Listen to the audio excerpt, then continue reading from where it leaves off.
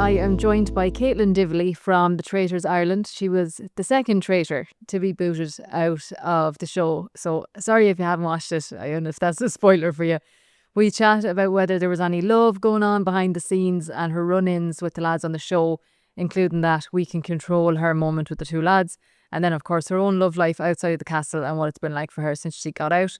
Caitlin has such a refreshing, positive, chill attitude to dating, and honestly, I say that we could all take a leaf out of her book. Enjoy. How are you getting on now since it all finished? I'd say it's absolutely mad. I'll go. Honestly, it's bonkers. It's nearly busier when you're out of the castle because you have journalists, podcasts, like people reaching out to you. So I did not anticipate that it would be the week after I was out that would be the busiest. So yeah, I've been booked and busy. So as soon as people are kicked out or whatever happens to them, voted out or whatever, like straight away they're allowed to go and kind of get involved with this kind of stuff, is it? But just obviously being careful about behind the scenes stuff. Yeah, absolutely. So there's obviously certain things that we can't talk about, which is totally fair. You don't want to ruin the magic of the show itself. But yeah, they set you up to talk to some journalists a round table so that you're kind of killing a couple of birds with one stone. And then yeah, just like really fun podcasts like this. I've been on a couple other podcasts as well. They've been a lot of fun, just a lot more conversational than some of the journalist stuff. And yeah, I'm going to the Ploughing Championships tomorrow, which I didn't have on my bingo card for this year. When I put that up, actually, that I had you coming up, everybody was loving it. Oh, I'm delighted. Do you know what? Like, I knew when I went into the castle, I was like, this is either going to be an absolute hatchet job or they're actually going to really invest in it. And I knew when we got there, I was like, I have a good feeling about this. This is going to be special. But I did not anticipate how it has turned out. Like the viewing numbers, they had almost half of the available audience the week that it aired, which is pretty much unheard of. It was similar to the Olympics viewing, which was just bonkers. 1.2 million or something. It was just crazy. If you think about like one in every five people was watching it, it's just nuts. And come here now, is there any loving going on behind the scenes? Is there any little people shacking up slyly? Do you know what? Actually, most of the people in there are in relationships. There's a couple of us that were threatening that we would love to do a Traitors first date special. So I think Oh, it's, I hope I don't forget anyone now, but me, Mark, Christine, Niall, Kelly, Linda. I'm so sorry, guys. If any of you are listening and I've forgotten you and you're single, you're also coming on first dates with us. oh my God, you should. That would be gas. I would love that.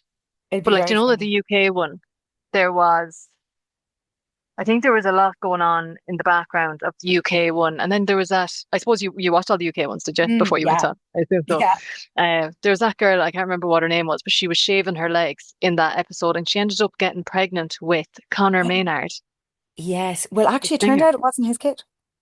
Oh yeah, I saw that The afterwards. Yeah, DNA but test she revealed he was not the father. that poor bastard, like he was like he asked for the DNA test, I think, originally, then people all the fans started abusing him because they're like, how dare you? And then it turned out it wasn't his child. Yeah, like Yeah. I mean, to ask for a DNA test and to get the backlash, I mean, Jesus, that's rough, do you know? And then she had came out, obviously she was just mad for the attention, but she came out and said that that male friend that she had made, Conor Maynard was his brother-in-law, whatever your man's name was with black hair, and then he had cut her off and didn't want to be friends with her anymore. And I was like, obviously, hon. Like, why would he want to? You're after fucking spoofing about having a baby with the poor bastard. I know. It was. I do remember that coming out. I actually think that they slept together at like the rap party or something. Yeah, So it was the rap it, party, yeah. it was so Traitors related, Traitors adjacent even. But what you're telling me anyway is that there's no loving going on with you and any of the other No, contestants. and you know what? It's funny because like obviously to get on the show, there's a very rigorous process, and I remember in one of the interviews that I had to do, like they were like, "What would you do now if like you went in and you fancied someone?" And I was like, first of all, like I'm not going to do that. That's not going to happen." And they were like, "How do you know?" And I was like, "Because I'm going to be so stressed that there's no way that I'm going to have any capacity to be eyeing up the young lad across the table. Like it just wouldn't be possible." How long have you been single for? How long have I been single for? Oh my God, that's a good question. 2.5 years, I think. I'm just trying to trace it back. It's either 2.5 or 3.5 years. But I Good don't know. Lord. Well, you're obviously not counting. Not a bother to you.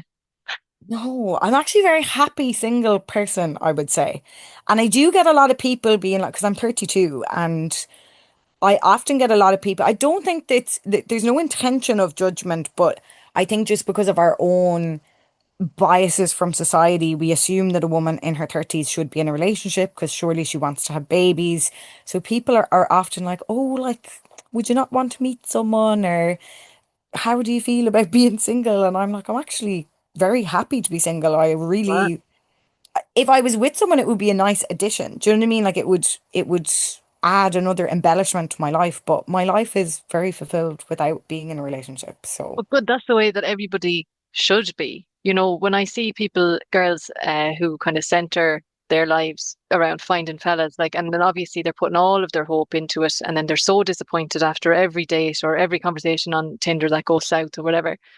And so, like, if you fill up your life with other things that make you happy and fulfilled, that's the perfect way to have it. That a fella is just a nice addition.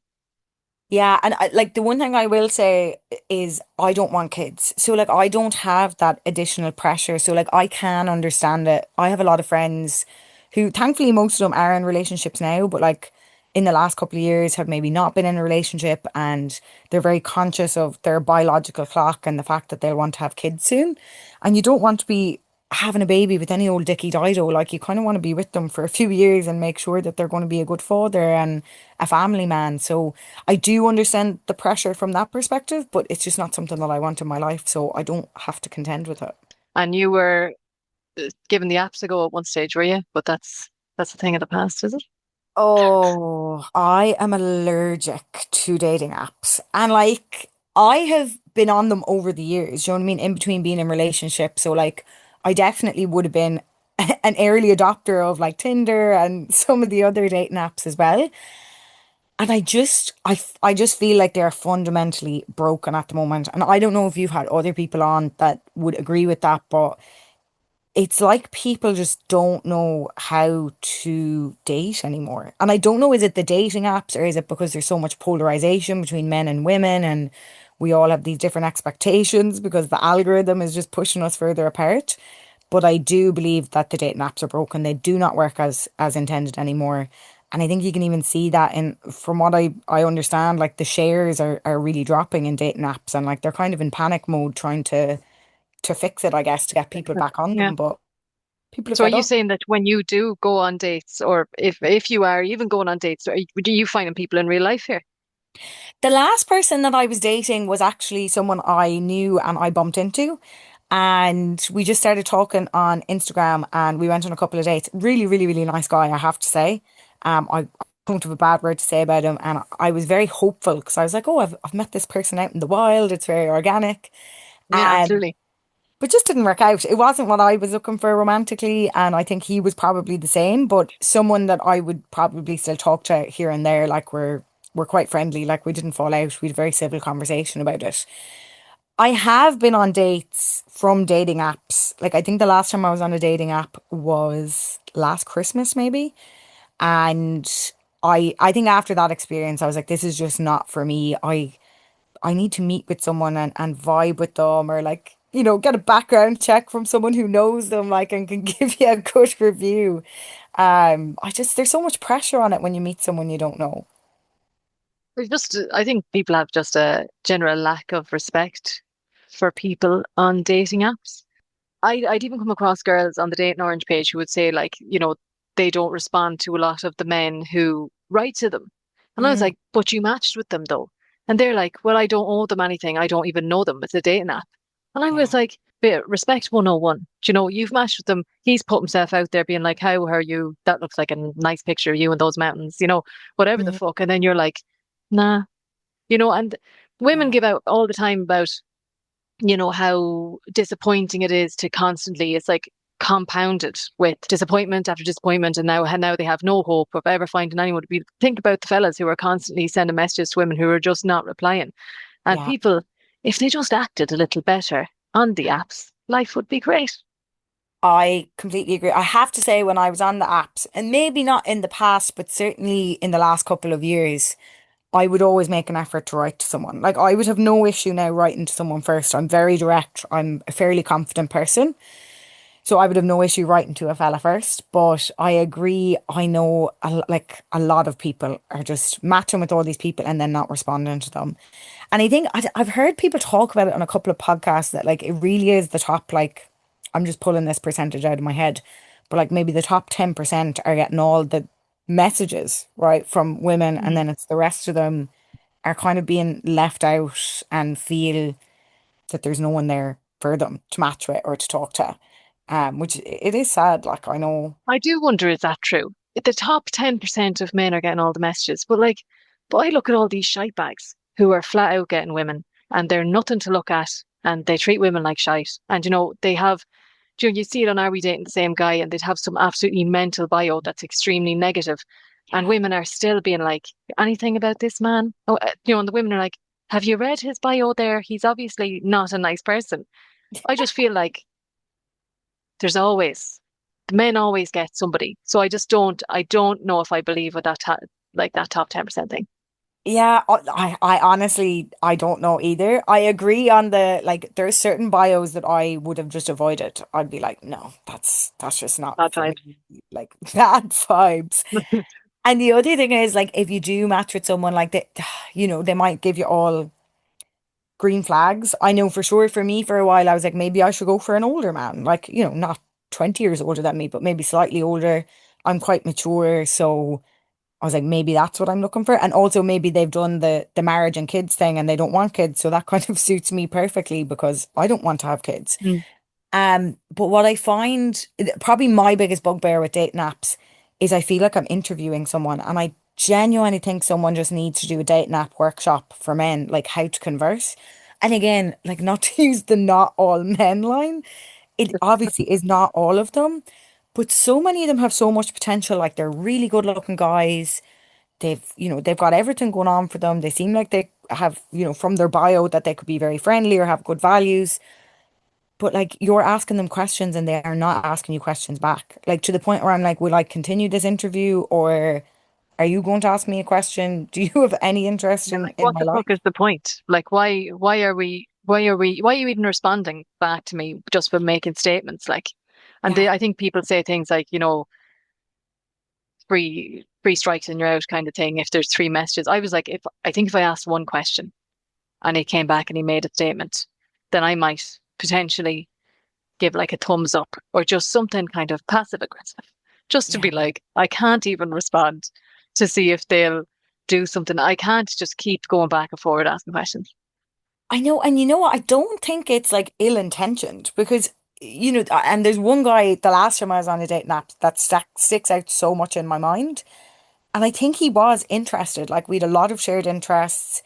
The messages he was sending back to me seemed pretty engaging, but it's just he was not asking me anything, and I think they actually just maybe aren't cognizant of like some of the etiquette that you do need to actually ask a woman about her and her life and Actually, her yeah, like interests. yeah, show some interest and Yeah. tell me about when you were on the dating apps or out in the wild. Did you get any unusual stories under your belt? Well, you know what? I have one that really sticks out in my mind as like, look, I would do some daft stuff, like going on the trains. Do you know what I mean? Like I will do things just for the crack, to have a story about it. What's the worst that could happen? You have to live your life to the fullest. And I was in Greece a couple of months actually after I think my last relationship ended. And I was in Naxos, one of the islands, and I met this guy out in the wild, really good looking Greek guy. We got on great.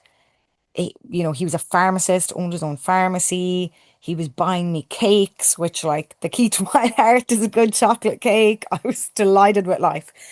And then I was hopping over to Eos, and he was like, "Sure, look, I'll come with you. Like, we'll have a bit of crack. I'll bring the motorbike. We'll go around the island." It was beautiful. It was my Mamma Mia moment. I just felt Lovely. like I could burst into an ABBA song at any moment. So that was fine. I was flying out a couple of days later. We said our goodbyes. I didn't think too much about it. It was a bit of a holiday romance. It was grand. But he was calling me when I got back to Ireland and he was like quite keen and like he was video calling me. And I mean, I obviously knew it wasn't going to be something that was going to be long term, but I think I romanticized it a little bit in my head. And he was keen to come over to Ireland and I was really busy with work at the time. And I was actually, sorry, I was doing a master's and working full time. So I really was like up the walls. So he was like, look, I'll come over. I won't be in your hair during the week. I'll go like explore Ireland. So like, go do the Cliffs of Moher and all the touristy bits.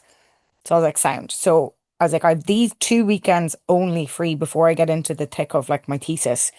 So if you come over, say these dates, I can spend this weekend with you and the other weekend. And then during the week, you can't be in the house. I have two housemates. I was living with my best friends at the time. They're married now. And I was like, you can't really be hanging around the house. They work from home. So just make sure that, Monday to Friday, you're gone. So that was fine. Oh, I kind of like regretted it immediately after he booked the flight because holiday romances should stay on stay on holidays. holiday. They should. So he came over and look, I don't necessarily agree with this. I do try to push through the ick. I don't like the ick. I think it's totally can be psychosomatic, if that's the right word, that you give yourself the ick and you can talk yourself out of it. So I was really trying to push through. We were getting on all right the first weekend. I brought him to a wedding. Everyone was like, this is absolutely daft. You're after bringing a Greek man that you met on Oh, to a wedding. wow. I know. It was not a good move, but it was Did fine. you have a nice time at the wedding He with had a him? brilliant time. Oh, fair play to him. Well, that's all that matters. He had an absolutely brilliant time, but I could see the cracks at this point because a couple of my friends were like, there's just something not quite right about this man. He just, I can't even describe it. Like, it's like he didn't think like a typical person. Now, I'm pretty sure he was an only child. He grew up on an island in Greece, bit of a mother's favorite, if you will. I don't really want to call him a mummy's boy. I think that's, a bit mean. What's their favorite?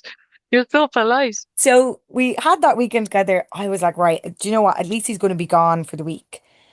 And the Monday came around. I went into the office and work, came home, asked my housemates. I was like, was he here all day? And they were like, yeah, he was. Like, really kind of like squatter energy, really like making the house his own. And Irish people like we wouldn't like that. Like we'd be like, No. be polite, don't be stations above yourself, do you know?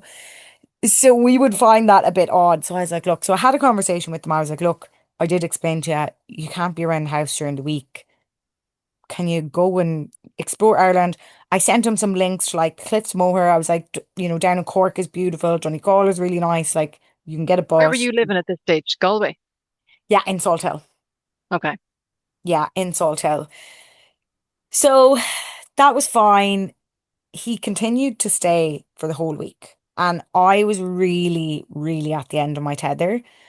People who know me well know I'm impatient. And it's something I really learned even more so about myself this year. I did the Camino, realized I was very impatient. When I was in Traitors, realized I was very impatient.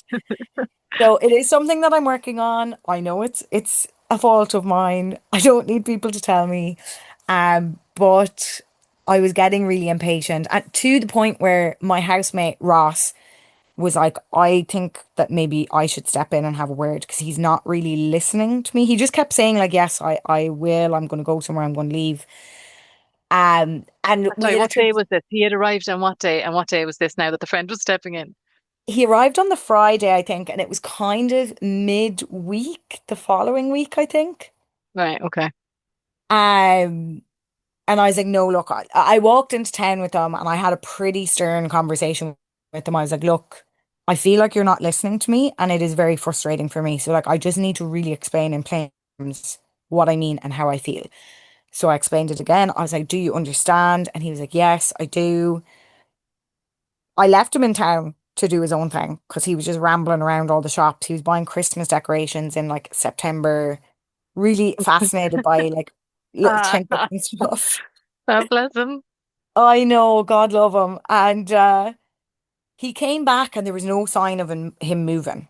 And that was kind of when my housemate was like, I'm going to say something to him. And Ross, God love him, he was very protective of me. He knew that I was quite upset about it. I was very uncomfortable. Obviously, I had gotten myself into this situation. I'd invited a fairly random man from Greece into my home, and then was shocked when it all went tits up. So no, I told Ross I'm going to have another conversation with him, and I ended up getting pretty upset. I was like, "Look, you're making me feel really uncomfortable, and I just need to say to you in really plain terms, like, I need you to be gone out of here tomorrow." And the bizarre thing in all this was that he acted so surprised. He was like, "What? I don't understand why you're being like this. Like, what's happened? What have I done?" And I was like, "You have not listened to a single word that I have said in the last." How many times do you have to say it to him? Like, so like, fucking hell. Yeah, it was bonkers. So anyway, he left the next day eventually, thank God. I think I was going down to Limerick, so it must have been the Thursday. I was going down to my master's in UL, and I was texting Ross and he left like a late afternoon. And we only found out months and months later that he ended up staying with one of our friends who is so kind and is like one of the nicest people in the world, too pure for this world. And he ended up texting him and stayed on his couch for God knows how long, like 2 or 3 nights, Until he went out to get his flight again. until he went back to Greece. Yeah, like it got my friends were so involved in this story, like they were like they get trauma even thinking about it, and they're convinced they were like he did not have a flight booked home, like he was coming over here to like shack up Bed with you. down. Yes.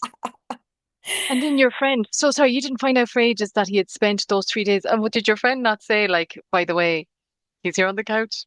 No, and you know what? Like, I suppose the fr the friend I love and we're close, but we wouldn't talk all the time. And he's a Right. bit of a Yeah. daft character, and he would be totally the type of person he'd bring a randomer in off the street. Like, so I was not surprised at all to hear that he had And stayed on his couch. But it was just honestly, it was a really bizarre turn of events. I can't quite believe how it all worked out. And people still say to me, they're like, "Do you remember that Greek lad that you brought to the wedding and had over at the house that wouldn't leave?" how did they meet, the friend and the Greek fella? Did you obviously had introduced them on some night out or whatever? In at the wedding, we were all at the wedding. Oh, Yeah. oh, the wedding. That So is absolutely crazy. But I can actually feel panic of, he's just not leaving. He's just here all the time. I've asked him to go out and do something multiple times. It just feels like you have a bit like a weirdo under your roof and you fucked up and what do I do now?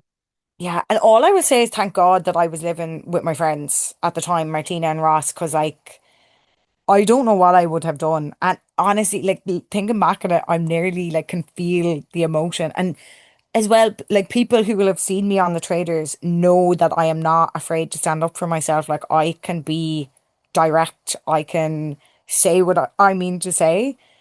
So it shouldn't have gotten so far. Like it shouldn't have gotten for me to like be at breaking point with him and like getting quite upset with him for him to get the picture. You said you're a bit of a crier though, are you? You are I actually a crier of am. that. Yeah, I am a crier. It's funny because even when I was interviewing for the traders, they were like, "What are your like? Tell us about yourself." And I was like, "I have two sides, like a very fiery red, like direct personality. I'm no bullshit. I call things out. I say it how it is. But then I have a really, really soft side. I'm like a hedgehog. I've got a prickly back and a soft tongue." Oh, that's lovely. Oh God. But it must have been like, yeah, that kind of personality. They were like, yeah, she's gonna make some good telly and she's also gonna make a good traitor. That's what I imagine what they were thinking when you were interviewing. Do you know, because you Oh, said you're confident and you're not afraid to write to fellas first and everything. So they were like, this is the one. Have you already thought about this, given good thought to like why you were given the traitor role? yeah, I have. And you know what? It's funny because going in, I was like, I'm definitely going to be a trader. I just could feel it in my gut. And I think it is because those things, like, I'm very resilient. My background is in psychology. I kind of, well, I thought that I was very good at self-regulating myself. I'm confident. I can stand up for myself. I was planning on playing quite a calculated game. And I just thought, I positioned myself to be a trader. And I felt that they were picking up what I was putting down. So I was not surprised to get the tap on the shoulder. And come here, did you ever hear from him again? So obviously he stayed on the couch with your friend and then he toddled off. So those 3 days or whatever, you didn't talk to him and anything after that. So he WhatsApped me, I think it was a couple of months later, certainly a good number of weeks. And he was like, "Hey, Caitlin, just wanted to check in. I had a very strange dream last night that you were in your house and three men broke in looking for alcohol and they repeatedly stabbed you with a Oh, knife." Yeah, it was very that is challenging. so fucking weird. Why would you do like, oh my God. It was Like very, like, whatever if you had a dream, oh, I had a dream about you last night. I really wanted to text you. You were on my mind. I'm sorry for that. But no, you were violently murdered by multiple men last night in my dream. yeah, someone, if anybody is into dream interpretations, please message into the Dating Orange and tell us what that means. But yeah, I just blocked him after that. Oh, you didn't reply, just straight block. I straight blocked, and one of my friends was like, "You should respond to him and say, I had a dream you were in my house and it burned down and you were inside it." But no, I just blocked him because I was like, I don't think he was well, to be honest, in hindsight, like, because the behavior was just quite strange. So yeah, Well, straight that is blocked. fucking Heard scary from him. though. And then like obviously your holiday romance, however long it was, what was it, a couple of weeks, a week or something, Yeah, a couple of days, a even couple a of days. couple of days. And then you're like, oh yeah, sure, why not? That was nice over there. Why not come over here and we can do nice things in Ireland together. But no, It's leave it not the there where it was. same. It's not the same as being on like a white beach on the islands of Greece when you're in like rainy Ireland with this clingy, strange man. So yeah, not for me. Really put me off holiday romances, in fact. So scared. I really enjoyed watching you, and I hate when I see people say things like those two fellas saying, "Oh, like we knew she was a traitor and that we could control her," and I Mm. was like, "This is spoofers, spoofers." And I'm glad now that everybody wasn't happy with them after that. And I can't remember that girl's name now, but the girl who's the tattoo apprentice, fair play Amy. to her. Yeah, she is an absolute queen, I have to say. And what I loved about Amy's approach, she didn't let Ben wriggle out of that conversation. Like she Yeah. really, I think the energy, she was pulling him into the conversation and grounding him in it. Like he was not getting away from that. And I just really, really admired her approach to it. Because despite the fact that Amy was delighted that they had caught a traitor and that I was a traitor, she did not like the way that they were talking about me. And Mm. look, me and Ben and Nick have spoken about it, and I don't think that they intended it to be quite this like we want to control a woman, but they understand that that is the way that it came across in the moment. It was more about controlling the player as opposed to it Yeah, being the gender. gender thing. But it just that kind of language is very triggering to women Yes. because of course we know so many women are in relationships where they're with people who are being controlled. So although, and I mean this with my whole heart, like that was not their intention, and there is no love lost whatsoever between Ben, Nick, Amy, me, all of us are really, really close. Um, but it's just without that context and without, seeing how it all aired out, that can be very triggering and a big red flag for Mm. women. So I do understand why people had commentary around it. I was just thinking to myself, and I'm like, that's fucking typical now. These two big fucking lads, they're after both getting gassed up now because one fella had gotten, I don't know they kept voting for him as being like the most useful or something that wins the most challenges. I can't remember. And then Yeah, Nick was the leader. And then I thought, these two fuckers now saying that they can control her. And then my back was up watching the thing. But like, I'm yeah. glad to hear, obviously, they were just getting all caught up. And had it been a fella that they thought was red hot, they would have been like, we could have controlled him. Yeah, I do believe that in fairness. And I think as well, it was more so like Nick thought that me and him maybe that we had or that at least I viewed him in a closer way than I actually did. Like for me, I would have murdered Nick.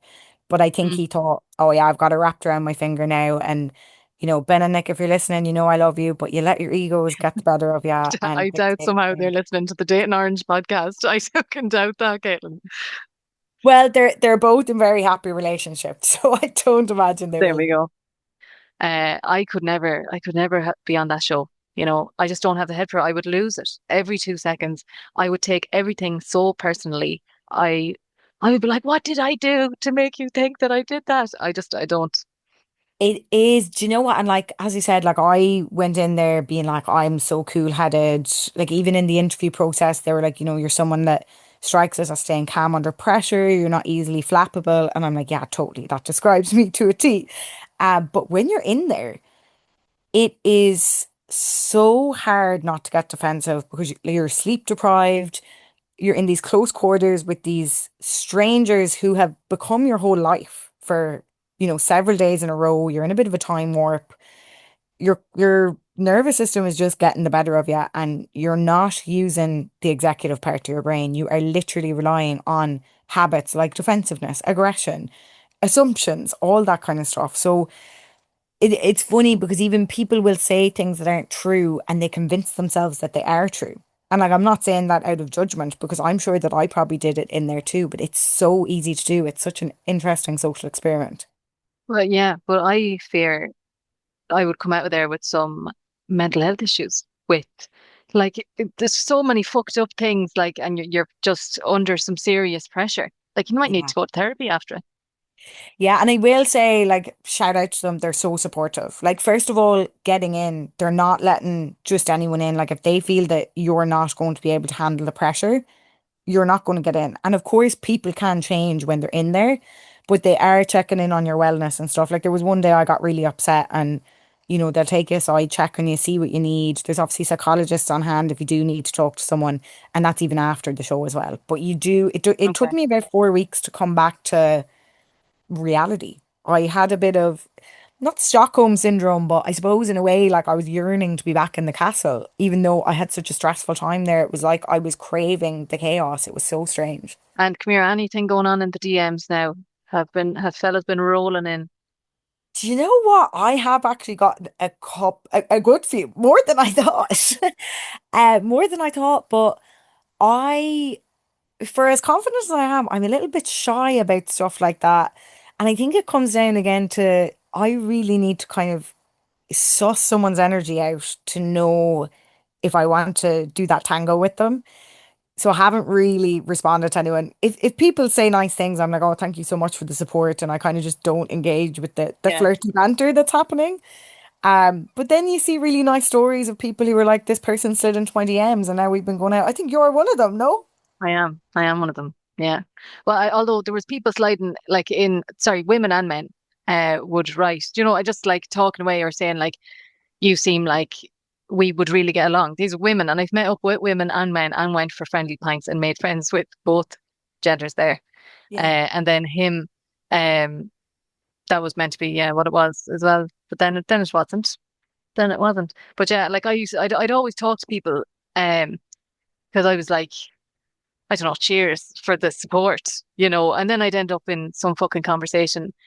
But I'd always said that, like, I didn't want to find somebody off the Dating Orange page because whatever relationship they had had with Mm. me was not actually me, as in, like, I was hiding my face with an orange and I was just talking about dating and whatever kind of personality I had when I faced the phone. Yeah. It's not actually, you haven't met me on a dating app or like out on the road. And I just thought it was a weird, not balanced or something. Yeah, I No, get it's a you. So weird way like to it's start. you have obviously you're presenting this I don't want to say it's a persona because you kind of seem like very authentic in this part of your life, which is great. But I get what you're saying. It's similar.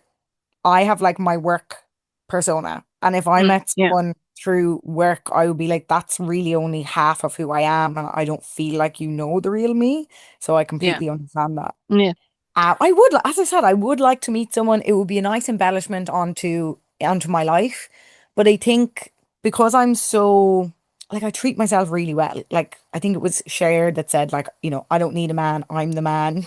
Like Yeah. I I treat myself really well. I give myself everything I need. I'm a very spiritual person. I'm very happy. So I don't feel like I need anyone. So therefore, if I'm going to invite someone into my life, it has to feel right. And I just feel like impersonal if someone is sliding into my DMs. I'm clearly wrong because it has worked out for so many people. So maybe I need to take a chance. Well, no, it seems like you don't need no man. You are happy out as you are, and if something naturally comes about, like, it's a great way to be instead of going out there trying to hunt someone down. You are chilling.